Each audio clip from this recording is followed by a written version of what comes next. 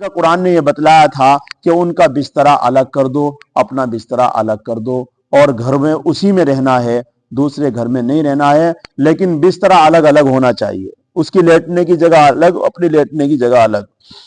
اگر اس سے بھی باز نہیں آتی تو پھر تیسرا طریقہ قرآن نے بیان کیا تھا کہ ان کو مارو، لیکن ایسے نہیں مارنا کہ ان کی ہڈی ٹوٹ جائے یا ان کو کوئی زخم آ جائے، ایسی چیز ایسے مارنا ہے جس سے وہ، اور مقصد یہ ہو کہ یہ فرما بردار بن جائے، اپنے غصہ نکالنے کے لیے نہ ہو۔ ہم لوگ اپنے غصہ نکالنے کے لیے اس کو ایسا نہیں، مطلب یہ ہو جیسے ہم اپنے بچے کو اس کو صحیح کرنے کے لیے مارتے ہیں، اسی طریقے سے اپنی عورت کو صرف اس طریقے سے مار سکتے ہیں کہ وہ ہماری فرما بردار بن جائے، اور اس کا جو بد چلن ہے، وہ بد مزاج ہے، وہ اس کا ختم ہو جائے۔ لیکن حدیث شریف میں یہ بات بھی ارشاد فرمائی، سب سے اچھا مرد اور سب سے اچھا شوہر وہ ہے جو اپنی عورت کو نہ مارے، یہ بھی بات ہے۔ فَإِنْ أَطَعْنَكُمْ، یعنی سب سے اچھا مرد وہی ہے جو اپنی بات سے اسے آمادہ کر لے، اسے اطاعت اور فرمانبرداری پر آمادہ کر لے، وہ سب سے اچھا شوہر ہے کہ جو اپنی زبان کے ذریعے اسے اپنا بنا لے۔ اب آج کے سبق میں یہ بات ارشاد فرمائی، یہاں تک درس ہوا تھا۔ فَإِنْ أَطَعْنَكُمْ، اگر وہ فرما بردار بن جاتی ہے، مارنے سے، الگ کرنے سے، سمجھانے سے، اگر آپ کی وہ فرما بردار بن جاتی ہے، مطیع ہو جاتی ہے، تو قرآن کریم یوں کہتا ہے پھر ذرا ذرا سی بات پر بہانے ڈھونڈ کر کے، بال کی خال نکال کر کے اس کے اوپر ظلم مت کرو، چھوٹی چھوٹی باتوں کو درگزر کر دیا کرو۔ ایک بات کو اٹھا کر پتنگا کھڑا کر دیا اور گھر میں جھگڑے کھڑے کر دیے، یہ اچھی بات نہیں۔ اپنے گھر کو خراب کرنا یہ ایک مرد کی سمجھداری نہیں ہے۔ مرد سمجھدار وہی ہے کہ اپنی باتوں، اپنے گھر کی باتوں کو گھر کے اندر سلجھا دے اور اس طریقے سے درگزر کرتا رہے جیسے اپنے کسی عزیز و اقارب کے معاملے کو درگزر کرتا ہے۔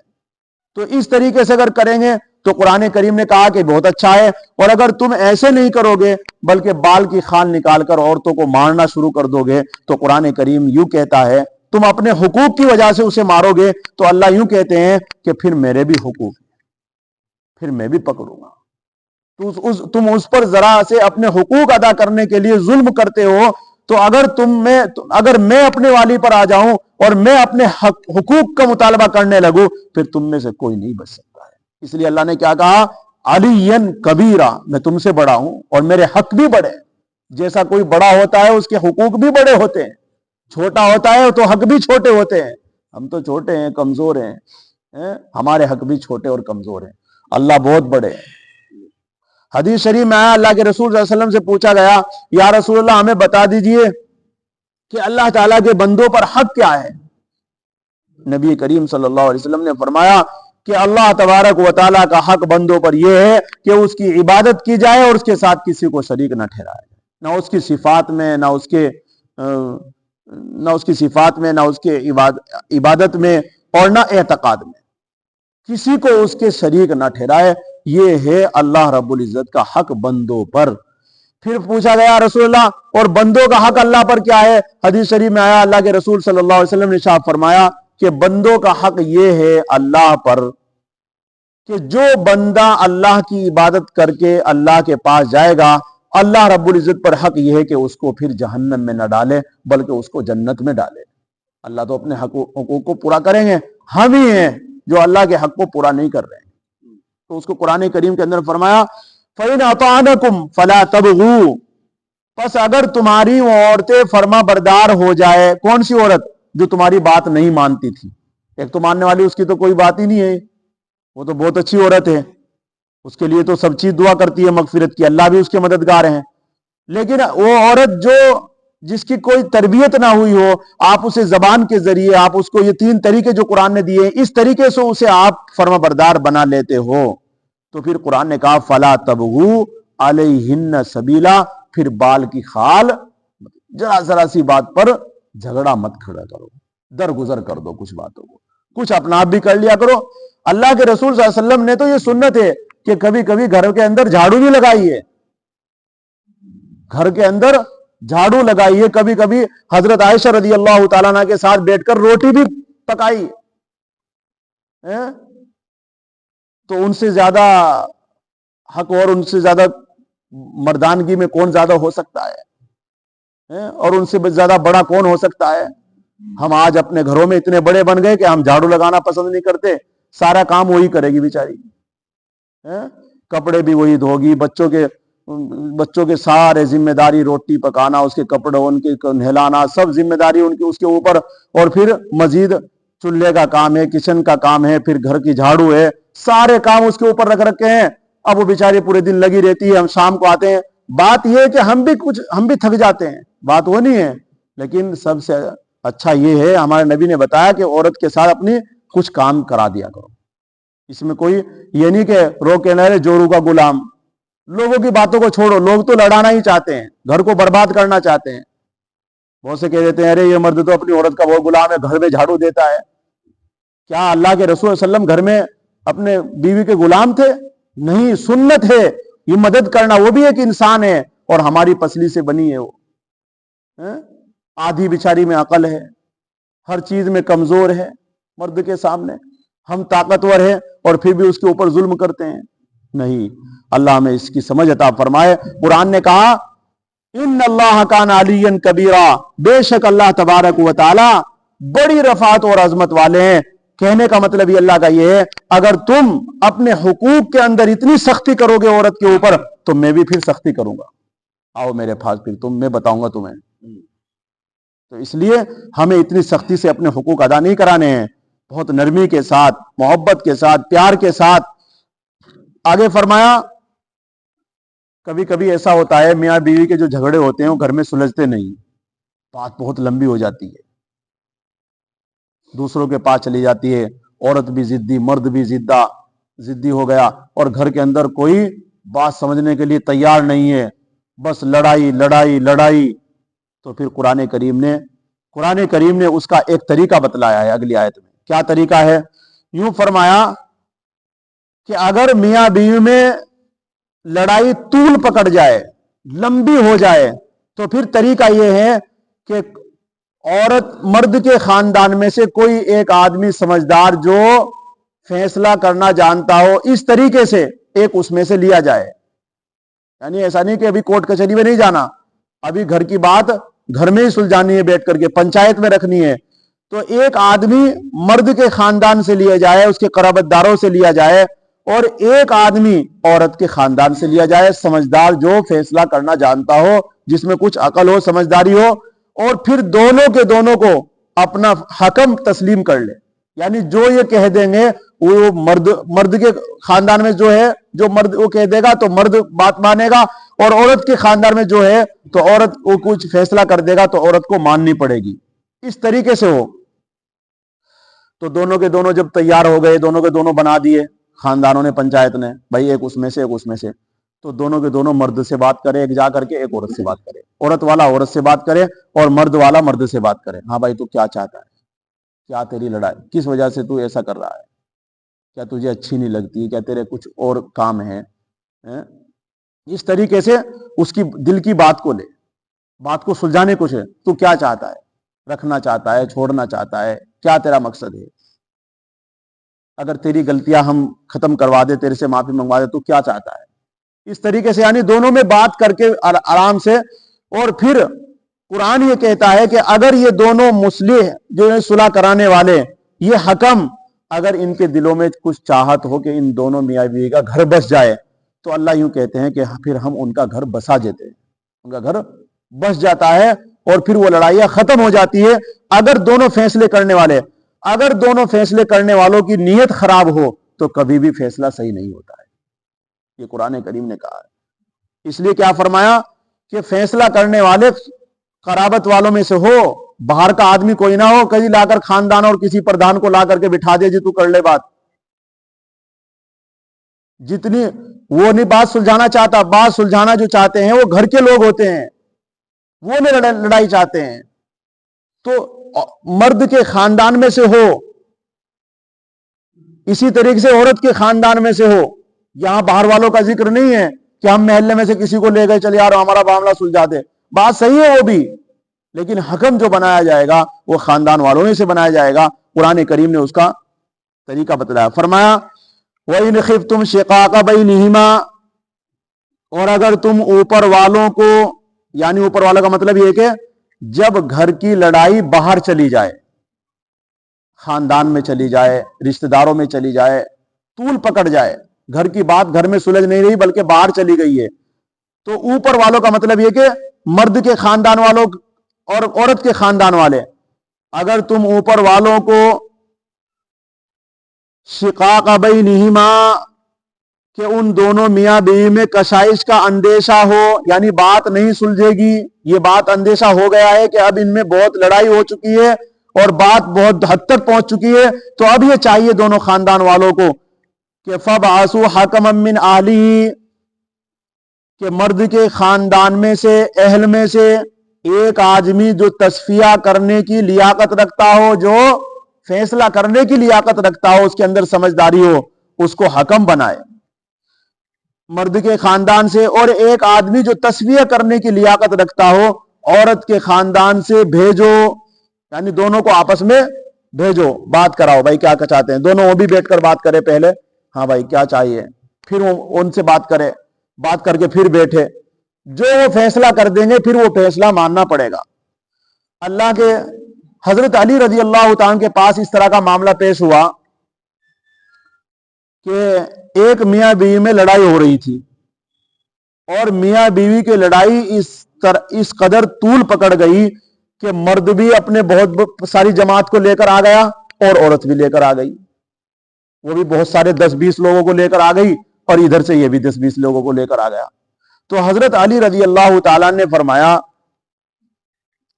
دونوں میں سے ایک ایک کو حکم بنا دیا، یعنی اس طرح جماعت میں سے بھی ایک آدمی کو لے لیا اور ادھر جماعت میں سے دونوں ایک آدمی کو لے لیا، اور دونوں آدمیوں کو بٹھا کر کے پوچھا، ہاں بھائی تم کیا فیصلہ چاہتے ہو، تم عورت سے پوچھ کر آؤ کہ وہ کیا چاہتی ہے، پوچھ کر آئے، عورت نے کہا، اپنے جو اپنا حکم تھا اس کا، عورت کا، اس نے کہا کہ جی آپ جو کہیں گے مجھے منظور ہے، اگر آپ طلاق یا خلا کرانا چاہتے ہیں تو طلاق اور خلے کے لیے بھی میں راضی ہوں، اور اگر میری صلح کرانا چاہتے ہیں میرے شوہر کے ساتھ تو میں جو آپ کہہ دیں گے وہ مجھے تسلیم ہے، عورت نے کہا۔ وہ آ گیا پوچھ کر کے، پھر مرد والا گیا مرد کے پاس، شوہر کے پاس، ہاں بھائی تو چاہتا ہے، تو کیا چاہتا ہے، طلاق چاہتا ہے، کیا چاہتا ہے؟ اس نے کہا بھائی میں تمہیں اختیار نہیں دیتا، یعنی ایسا نہیں کہ وہ چھوڑوا دے، مجھے وہ چاہیے عورت، اس شوہر نے کہا۔ تو حکم جو ہے حضرت علی رضی اللہ عنہ کے پاس گیا کہ جی وہ تو یہ کہہ رہے ہیں کہ میں چھوڑنا نہیں چاہتا، مجھے عورت چاہیے۔ حضرت علی رضی اللہ عنہ نے کہا بھائی ایسے کام نہیں چلے گا، جس طرح عورت نے کہا ہے کہ تمہیں جو تم چاہو گے، جو تم کہو گے وہ مجھے منظور ہے، اسی طرح کہنا پڑے گا تجھے، تو دیکھو بات سلجھے گی۔ اب جب پورا اختیار دے دیں گے ہم ان حکم کو تو تبھی بات سلجھے گی، اگر ایک ضد پر اڑ رہا ہے اور ایک کہہ رہا ہے کہ میں نرم پڑ گیا تو اس طرح بات کبھی سلجھتی نہیں، اور پنچایت میں کبھی فیصلہ نہیں ہوتا ہے۔ اور یہ بات یاد رکھو، پنچایت میں جو فیصلہ ہو جائے گا وہ بہت اچھا فیصلہ ہوتا ہے، کورٹ کچہری سے جو فیصلہ آتا ہے کبھی بھی فیصلہ تو آ جاتا ہے لیکن کبھی بھی دلوں کی جو حسد ہوتا ہے نا، جو دشمنی، وہ کبھی ختم نہیں ہوتی۔ کورٹ کچہری والے فیصلے سے، پنچایت والے فیصلے سے جو ہوتا ہے نا، وہ دل صاف ہو جاتے، لڑائیاں ختم ہو جاتی ہے، تو وہ فیصلہ بہت اچھا ہوتا ہے۔ تو وہ تو تیسرے نمبر کی بات ہے کہ جب فیصلہ بالکل ادھر سے بھی نہیں تسلیم ہوگا تو پھر جا سکتا ہے وہاں سے۔ تو اس کو فرمایا، تو حضرت علی رضی اللہ عنہ نے فرمایا کہ تجھے منظور کرنا پڑے گا اگر یہ فیصلہ چاہتا ہے۔ پھر اسے مجبوراً اسے کہنا پڑا کہ جی آپ کو اختیار ہے، جو آپ چاہیں گے وہ ہوگا۔ تو یہ ہے طریقہ، قرآن بھی اسی کو کہہ رہا ہے اور حضرت علی رضی اللہ تعالیٰ نے بھی اسی طریقے سے آمادہ کیا ہے۔ تو یہ طریقہ بتلایا جا رہا ہے آپ کو، کبھی بھی آپ اپنی لڑائی کورٹ کچہری میں نہ لے جاؤ، اس کو محلے میں بیٹھ کر کے سلجھاؤ، پیسے خراب نہ کرو مسلمانوں کے۔ تو اس لیے جب فیصلے اس طرح ہونے لگیں گے تو پھر ہمیں ضرورت ہی نہیں کسی جج کی نہ کسی وکیل کی۔ جج اور وکیل تو جب ہی چاہ رہے ہیں نا ہمیں کہ ہمارے بچے جج بنے، وکیل بنے، کیوں؟ ہم لڑیں گے، تیرا لڑنے کا ارادہ تو اس لیے جج بنا رہا ہے، میرے ساتھ بے کون لڑے گا؟ اس لیے اپنے آپ کو پہلے اپنے آپ کو ایسے طریقے سے لینا ہے، پھر ہمیں جج اور وکیل، آج لوگ کہتے ہیں جی جج وکیلوں کی ضرورت ہے. قرآن یہ کہتا ہے جج وکیل تو تمہارے خاندان میں ہے، تمہیں ضرورت کیا ہے ان کچہری کی اور کورٹ کی؟ تمہیں ضرورت ہی نہیں ہے اس کی. تو اس لیے ہمیں ضرورت، ہماری ضرورتیں پوری ہو جائے گی تو ہمیں پھر ہمارے بچے دین سیکھیں گے، اور جب دینی اعتبار سے کام چلے گا تو وہ گھر جنت بنے گا. مدینے کے اندر کہاں کورٹ کچہری تھی؟ اس طریقے سے فیصلے ہوا کرتے تھے. حضرت امیر المومنین رضی اللہ تعالیٰ نے اپنے دور امارت کے دور میں جب خلیفہ تھے یہ فرمان بھیجا کہ کوئی بھی فیصلہ قرآن کریم کے خلاف نہ ہونا چاہیے. اور اس فیصلے کے لیے حضرت امیر المومنین رضی اللہ تعالیٰ نے یوں فرمایا کہ رشتہ داروں کے جو مقدمات ہیں انہوں میں واپس کر دو. یعنی اگر کوئی رشتہ داروں کے معاملات آپ کے پاس آ رہے ہیں کوئی بھی، تو انہیں کہو بھائی گھر جا کر سلجھا لو، اسے میرے پاس یہاں نہ ہو. تو آج یہ بات دیکھو، مسلمان تو کم، لیکن آج کل یہ بات کورٹ کچہریوں ہی ہوتی ہے. وہ یہ کہتے ہیں وکیل بھی، ارے یار اپنے گھر سلجھا لو، یہاں کی ضرورت کیا ہے آنے کی. لیکن مسلمان ماننے کے لیے تیار نہیں، اور قرآن بھی اسی بات کو کہہ رہا ہے. آج دیکھو جا کر کے بھرے پڑے ہیں آج جیل خانے، اور یہ وہ سب کسی وجہ سے کہ ہم نے جو قرآن نے جو ہمیں سبق دیا تھا ہم نے اس کو بھلا دیا ہے، اور ہم نے لوگوں کے سبق یاد کر لیے ہیں. اس لیے قرآن کریم دیکھیے کیا کہہ رہا ہے کہ فَبْعَثُوا حَكَمًا مِّنْ أَهْلِهِ وَحَكَمًا مِّنْ أَهْلِهَا، بھیجو ایک حکم مرد کے خاندان سے، وَحَكَمًا مِّنْ أَهْلِهَا، اور ایک عورت کے خاندان سے، جو صلاحیت رکھتا ہو کس بات کی کہ فیصلہ کر دے گا. إِن يُرِيدَا إِصْلَاحًا يُوَفِّقِ اللَّهُ بَيْنَهُمَا. اب یہ ہو گیا. اب اللہ رب العزت ان حکم کو سمجھانا چاہتے ہیں. اگر تمہاری نیت صحیح ہوگی، تم صلح چاہتے ہیں تو اللہ تعالیٰ صلح کرا دیں گے. یہ فیصلہ کرنے والوں کی نیت کے اوپر بات ہے. اگر وہ چاہتے ہوں عورت کے خاندان سے جو بھیجے، اگر وہ دونوں آدمیوں کو اصلاح منظور ہوگی تو اللہ تعالیٰ ان میاں بیوی میں اتفاق فرما دیں گے. یوفق اللہ بینہما، اللہ ان میں صلح کرا دیں گے اگر ان کی فیصلہ کرنے والوں کی نیت صحیح ہوگی. ان اللہ کان علیما خبیرا، اللہ یوں کہتے ہیں کہ ہم خبر رکھتے ہیں تو کس نیت سے فیصلہ کر رہا ہے. خبردار، اگر تیرے دل میں میرا خوف اور میرا ڈر ہوگا تو کبھی بھی تو فیصلہ غلط نہیں کرنے گا. اس لیے ہم خبر بھی رکھتے ہیں، جانتے بھی ہیں تو کیا کرنا چاہتا ہے، کیا تو کر رہا ہے، ہمیں سب خبر ہے. آگے ارشاد فرمایا وَاعْبُدُوا اللَّهَ وَلَا تُشْرِكُوا بِهِ شَيْئًا، اللہ کی عبادت اختیار کرو. اب کلام پاک یہ بتانا چاہتا ہے، شروع سے ہی یہ بات چلی آ رہی تھی حقوق کے بارے میں، یتیموں کا حق، ماں باپ کا حق، میاں بیوی کے حق، حقوق، یہ بات چلی آ رہی تھی. لیکن ان سارے حقوق میں سب سے بڑا، سب سے پہلے حق کس کا ہے؟ سب سے پہلے حق کس کا ہے؟ وَاعْبُدُوا اللَّهَ، اللہ کی عبادت اختیار کرو. یہ سب سے بڑا حق ہے اللہ کا، اور سب سے پہلے حق ہے. ماں باپ کے حقوق سے، میاں بیوی کے حقوق، بیوی کے حقوق سے، بچوں کے حقوق سے پہلے کس کا حق ہے؟ اللہ کا. لیکن آج کل کیا ہو رہا ہے؟ اللہ کا حقوق ہوتا ہو یا نہ ہو، بچوں کے پورے ہونے چاہیے، بیوی کا پہلے ہونا چاہیے حق پورا، ماں باپ کا، ماں باپ کے بھی نہیں کر رہے. ہم نے ترتیب ہی غلط کر دی، اس وجہ سے یہ سارا بگاڑ ہے.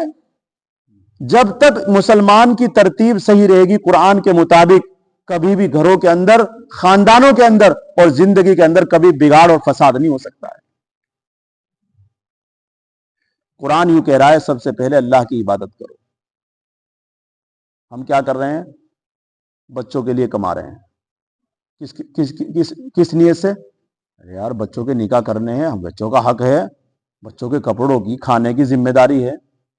اللہ یوں کہہ رہے ہیں کہ پہلے میرا حق ادا کر، تیرے بچے بھوکے مرتے تھے مرنے تھے، پوچھنے کا نہیں میں. لیکن عبادت بھی ایسا نہیں کہ ہر وقت مسجد میں ہی پڑا ہے. جن جن وقتوں میں عبادت کا کام دیا ہے ان وقتوں میں، اس کے علاوہ ان کے لیے کما، لیکن پہلے میرا حق ہے. آج کل یہی ہو رہا ہے، بیوی کے حق پورے کیے جا رہے ہیں، اس کے لیے دوڑ دھوپ ہے، رات دن گھوم رہا ہے. بیوی نے کوئی سامان کہہ دیا آج یہ آنا ہے بازار سے، چاہے کچھ ہو جائے لے کر آئے گا. اور اللہ یوں کہہ رہے ہیں 5 مرتبہ میرا بھی حق ہے، وہ ہو یا نہ ہو ادا دیکھی جائے گی. اب بگاڑ آ رہا ہے تو اللہ یوں کہہ رہے ہیں وَاعْبُدُ اللَّهَ، اللہ کی عبادت اختیار کرو، یہ تمہارے اوپر اللہ کا حق ہے. اور اللہ کا حق کیا ہے؟ وَلَا تُشْرِكُوا بِهِ شَيْئًا، اس کی ذات کے ساتھ، اس کی صفات کے ساتھ، نہ عبادت میں نہ اعتقادات میں بالکل شریک نہ کرو. نہ صفات میں اور نہ اعتقاد میں اور نہ اللہ کی عبادت میں، چاہے وہ انسان ہو اور چاہے وہ غیر انسان ہو، چاہے وہ انسان ہو اور چاہے وہ غیر انسان ہو، اللہ کے ساتھ شریک نہیں کیا جائے گا. یہ قرآن کریم کا فیصلہ ہے. اللہ نے پھر وہ اعلان بھی کیا ہے شرک کے علاوہ میں سب گناہ معاف کر دوں گا. لیکن شرک اگر لے کر آئے گا تو پھر ہمارے یہاں یہ معاف نہیں ہے، چاہے توبہ تو کتنی بھی کر لے، رات دن توبہ کر لے، لیکن اگر توبہ شرک کے خلاف یعنی شرک نہیں کرتا ہے اور توبہ کرتا ہے، تیری توبہ کو قبول کر لیا جائے گا اور تجھے معاف کر دیا جائے گا، تجھے جنت دے دی جائے گی. اللہ کے حق کے بعد کس کا حق ہے بھائی؟ ہاں، ماں باپ کا. یہ یاد رکھنا ہے سبق. یہ سبق یہ میں بھی یاد کرنے کے لیے میں بھی سنا رہا ہوں اور سننا ہوں، آپ لوگوں بھی اسے یاد رکھنا ہے. ہاں، وَبِالْوَالِدَيْنِ إِحْسَانًا، والدین کے ساتھ اچھا معاملہ کرو. بیوی کا تنیا آیا نام، نہ اولاد کا نام ہے. اور آج کا نوجوان کر رہا کیا؟ ماں نے اگر دوائی کہہ دی پیسے نہیں ہیں، ماں نے کہہ دیا بیٹے آج بازار سے میرے لیے کچھ لانا کھانے کے لیے، پیسے نہیں ہیں، اور بیوی نے کہہ دیا تو ادھار مانگ کر کے، ادھر سے مانگ کر کے، نہیں تو کھاٹ کھڑی ہو جائے گی. یہی تو ہو رہا ہے. اس وجہ سے ماں باپ کے دل سے بد دعا نکلتی ہے، وہ ساری زندگی پریشان اور دقتوں اور پریشانیوں میں مبتلا ہو کر دنیا سے چلا جاتا ہے.